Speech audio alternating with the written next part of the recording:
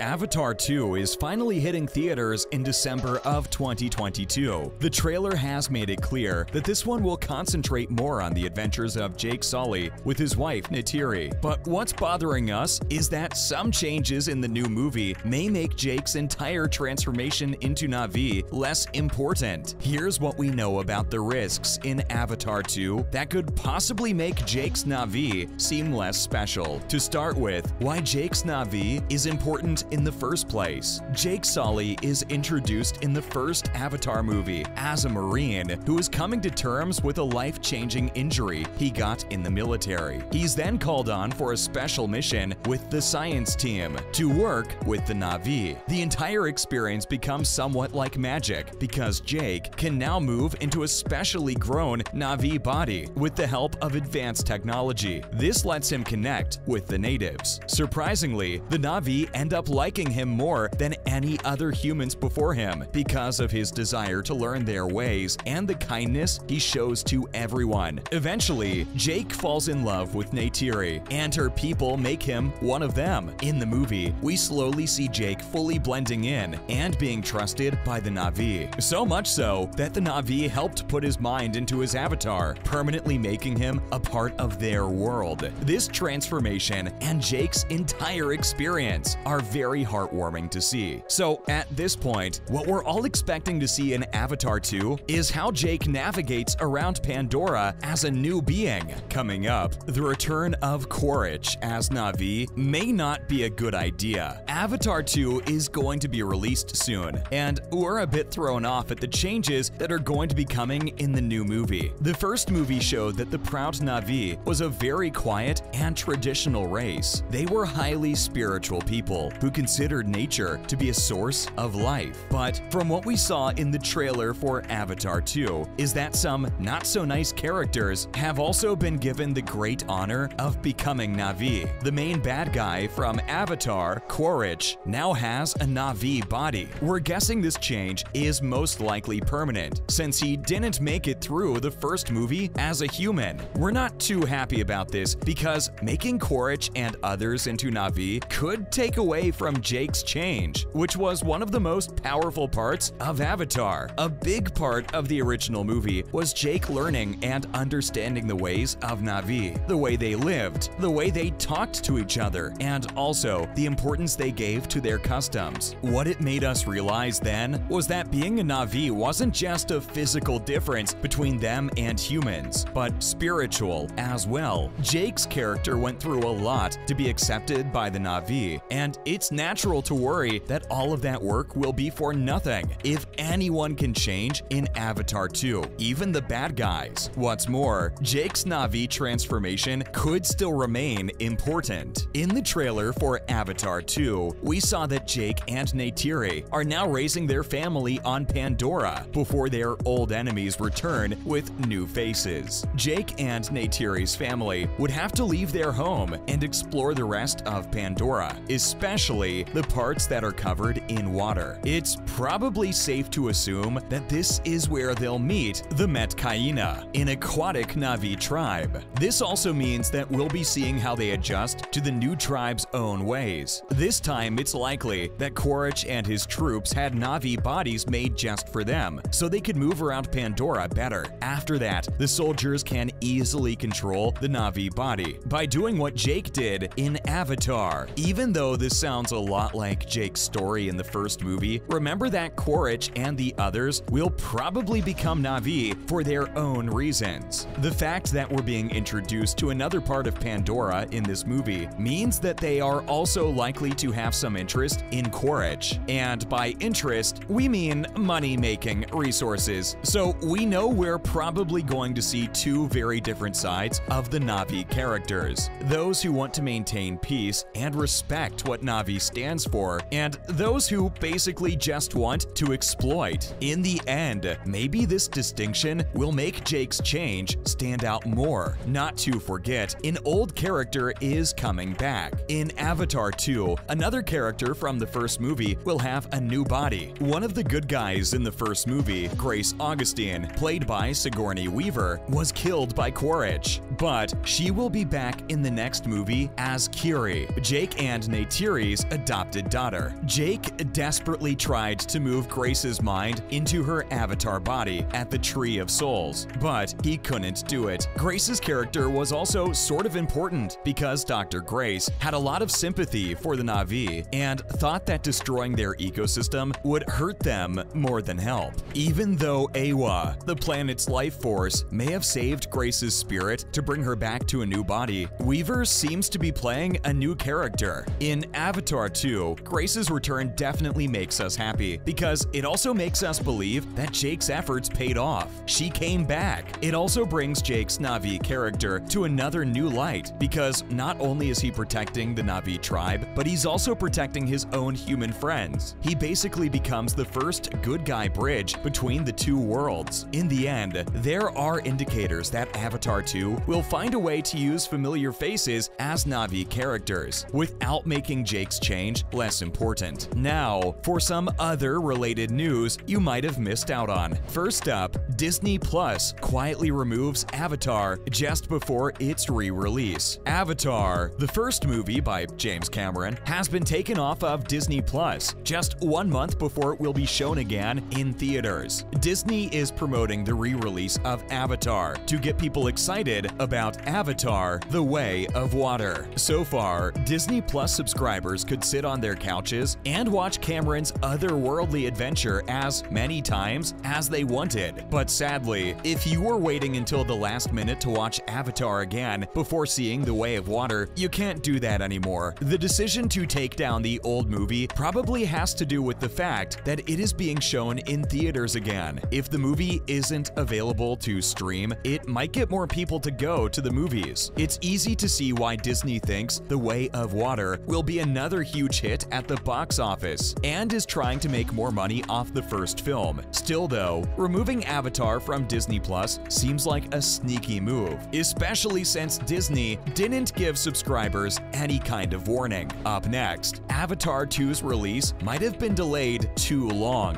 When a movie makes almost $3 billion at the box office around the world, you can bet the studio behind it will want to cash in as soon as possible. Use the opportunity while it's there. Well, James Cameron isn't the type of person to rush these things, especially if a sequel is concerned. Even so, he admits that the 13 years between Avatar's huge success in 2009 and its sequel, Avatar: The Way of Water, coming out in December, did worry him a little bit. It makes sense because 13 years is a long time. You never know if the fan base is still there, especially in an ever-growing, fast-paced modern world. Avatar 2 comes out 12 years after Avatar's cultural impact, which isn't as big as the other mega blockbusters of its time. Even though almost $3 billion was made, there aren't many toys on store shelves, quotes in the dictionary, or cosplayers. It will be very interesting to see if the movie is a hit, how big of a hit it is, and if the wait actually pays off, bringing in an entirely new generation of fans. Finally, James Cameron believes 3D has not died just yet. James Cameron wants everyone to know that 3D is still in fashion. Cameron's blockbuster movie Avatar, which came out in 2009, gave the format a new lease on life. With $2.8 billion